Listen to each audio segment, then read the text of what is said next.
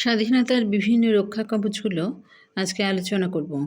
এটা হচ্ছে পলিটিক্যাল সায়েন্সের একটা বিশেষ প্রশ্ন। তো স্বাধীনতার যে বিভিন্ন রক্ষা কবচ আছে তার মধ্যে হচ্ছে প্রথমত হচ্ছে যে মৌলিক অধিকার লিপিবদ্ধ মৌলিক অধিকার। সংবিধানের মৌলিক অধিকার লিপিবদ্ধ করে স্বাধীনতার এক গুরুত্বপূর্ণ রক্ষা কবচ হিসেবে গণ্য হয়। শাসনতন্ত্রে মৌলিক অধিকারগুলো সুস্পষ্টভাবে বিধিবদ্ধ থাকলে নাগরিকরা ওইগুলো সম্পর্কে সচেতন হতে পারে এবং অধিকারগুলোর মর্যাদা বৃদ্ধি পায়। আর অধিকার লঙ্ঘনের ব্যাপার ঘটলে আদালতের মাধ্যমে প্রতিবিধানের ব্যবস্থা করা সহজসাধ্য হয়। এবার আসে ক্ষমতা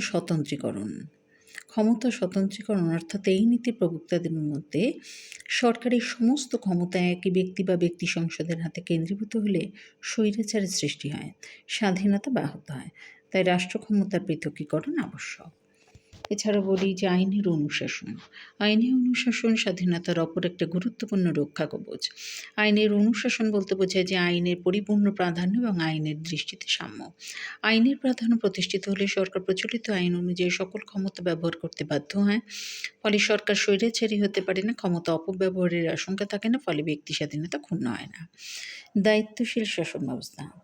এই শাসন ব্যবস্থায় সরকার সমস্ত কাজের জন্য জনপ্রতিনিধি পুষ্ট আইনসভা ও তার মাধ্যমে জনগণের কাছে দায়িত্বশীল থাকে। এছাড়া হলো গণভোট, উদ্যোগ ও পদচ্যুতি। প্রতিনিধিমূলক গণতান্ত্রিক ব্যবস্থা গণভোট, উদ্যোগ, পদচ্যুতি প্রভৃতি প্রত্যক্ষ গণতান্ত্রিক পদ্ধতিগুলো স্বাধীনতার গুরুত্বপূর্ণ রক্ষা কবচ হিসেবে গণ্য হয়। ক্ষমতার বিকেন্দ্রীকরণ। রাষ্ট্র ক্ষমতা বিকেন্দ্রীকরণ এবং স্বায়ত্ত শাসন ব্যবস্থার প্রচলন স্বাধীনতার অন্যতম রক্ষা কবচ হিসেবে গুরুত্বপূর্ণ। শাসন ক্ষমতা অতিরিক্ত মাত্রায় কেন্দ্রীভূত হলে শাসন কর্তৃপক্ষ স্বৈরাচারী হওয়ার সম্ভাবনা থাকে। এছাড়া বলি সদা সতর্ক জনমত। সতর্ক বরিষ্ঠ জনমতই ব্যক্তি স্বাধীনতার সর্বশ্রেষ্ঠ রক্ষা কবচ হিসেবে গণ্য হয়। স্বাধীনতার জন্য নাগরিকদের উদগ্র বাসনা এবং তাকে রক্ষা করার জন্য সর্বপ্রকার ত্যাগ স্বীকারের প্রস্তুতি ছাড়া স্বাধীনতা রক্ষা করা যায় না।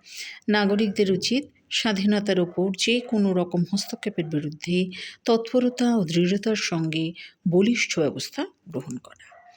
তাই এইভাবে এই স্বাধীনতা রক্ষা কবচ বিভিন্ন রয়েছে।